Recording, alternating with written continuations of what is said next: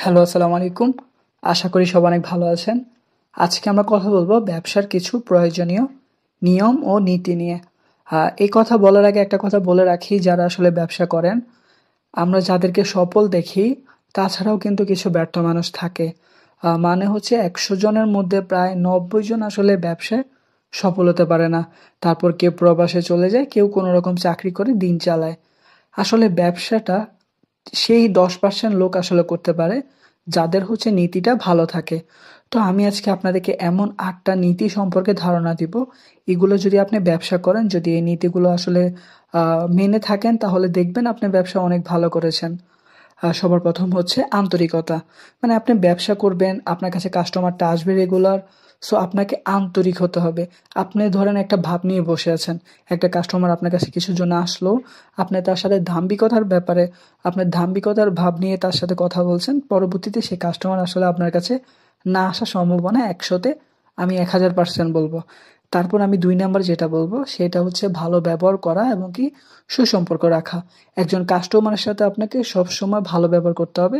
Customer এমন হতে পারে আপনাকে অনেক বেশি বিরক্ত করে ফেলছে, বাট লাস্ট পর্যন্ত সে আপনার থেকে প্রোডাক্টটা নাও নিতে পারে।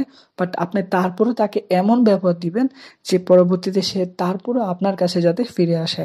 ৩ নাম্বার হচ্ছে পর্যবেক্ষণ করা। মানে আপনি যে জিনিস নিয়ে ব্যবসা করবেন সেটা নিয়ে আপনাকে অবশ্যই পর্যবেক্ষণ করতে হবে। যেমন ধরুন আপনি সিজনাল ব্যবসা করবেন, সেটা হতে পারে ফলের কিংবা যেকোনো একটা সবজির, বা হতে পারে অন্য কিছু। তো এখন আপনি করার সময় সেটা নিয়ে আসলে ধারণা নিলেন না। ধরুন এখন চলছে ভালো তরমুজ, কিন্তু আপনি নিয়ে আসলেন হচ্ছে কাঁঠাল। তাহলে হবে কি, আপনার প্রোডাক্টটা থেকে যেতে পারে, বা হচ্ছে যে জিনিসটা নাও চলতে পারে।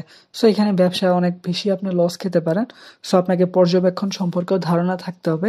৪ নম্বর আমি যেটা বলব সেটা হচ্ছে মূলধন বৃদ্ধি করা। মানে হচ্ছে এটা কিন্তু ব্যবসা অনেকে করে না। ধরুন আপনি ব্যবসা করছেন ১০,০০০ টাকার, আপনি ১০,০০০ টাকা পুঁজি দিয়ে প্রত্যেকদিন ১,০০০ টাকা করে পাচ্ছেন। অনেকে থাকে সে ১,০০০ টাকা খরচ করে ফেলে। সে আবার পুঁজি দিয়ে পরের দিন করে। কিন্তু অনেকজন রয়েছে যারা আসলে ব্যবসায় সফল হয়েছে। তারা করে কি, তারা যখন ১০,০০০ টাকা দিয়ে পুঁজি দিয়ে ১,০০০ টাকা কামাই করে, সেই ১,০০০ টাকা থেকে ৩০০ থেকে ৪০০ টাকা খরচ করে। ওই ১০,০০০ টাকার সাথে তারা আরো ৬০০ টাকা এড করে। এভাবে একটা সময় তার মূলধন অনেক টাকায় পরিণত হয়। ৫ নাম্বার আমি যেটা বলব সেটা হচ্ছে কমিটমেন্ট ঠিক রাখা। ব্যবসার মধ্যে যে আপনাকে সবসময় কাস্টমারের একটা কমিটমেন্ট রাখবে, ব্যাপারটা এমন না। আপনি তাদেরকে এটা বলতে হবে যে আমি আপনাকে প্রোডাক্ট এনে দিব, আপনার জন্য আমি এই সার্ভিসটা রাখবো, আপনাকে এই ডিসকাউন্টটা দিব, আপনার জন্য এই গ্যারান্টি থাকবে, এই ওয়ারেন্টি থাকবে। এই কমিটমেন্টটা যদি আপনি আসলে ঠিক রাখতে পারেন, সেই কাস্টমার আপনার কাছে পুনরায় আসবে এবং কি আপনি ব্যবসাটা আসলে সফলভাবে করতে পারবেন। তারপর আমি ৬ নাম্বার যেটা বলব সেটা হচ্ছে পণ্যের কোয়ালিটি। আপনি অল্প প্রোডাক্ট রাখেন বা কম প্রোডাক্ট রাখেন, বাট যেটা রাখবেন সেটা ভালো রাখার চেষ্টা করবেন। কারণ ব্যবসা যখন আপনি করবেন, ধরুন আমি মোবাইল যার কাছে ঠিক করি, আমি কিন্তু সবসময় তার কাছেই ঠিক করি। আমি যে দর্জির কাছে কাপড় সিলাই, আমি কিন্তু সবসময় তার কাছেই কাপড় সিলাই। আমি যেই সেলুনে চুল কাটি, আমি সবসময় সেই সেলুনেই চুল কাটতে যাই। এটার কারণ হচ্ছে তারা সবসময় আমার সাথে বেটার বিহেভ করে।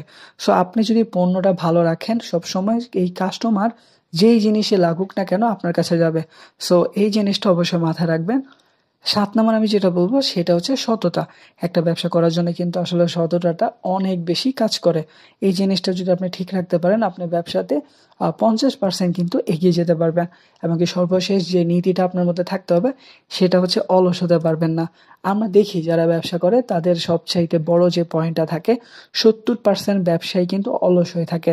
সকাল, সকাল দোকান খুলবে না, মন চাইলো তো ব্যবসা করলো, মন চাইলে তো করলো না, আজকে মন চাইলে তো সে বের হবে, নাইলে বের হলো না। এই অলসতা কিন্তু আসলে তাকে তার উপরে নফস বহন করে। যার কারণে তার কিন্তু পরবর্তীতে সেই ব্যবসায় আর মন থাকে না।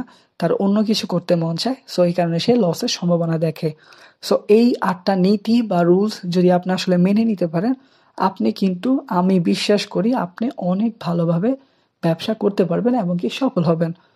সো সবাই আমাদেরকে ভালোবাসা দিবেন, সাপোর্ট করবেন। আসসালামু আলাইকুম।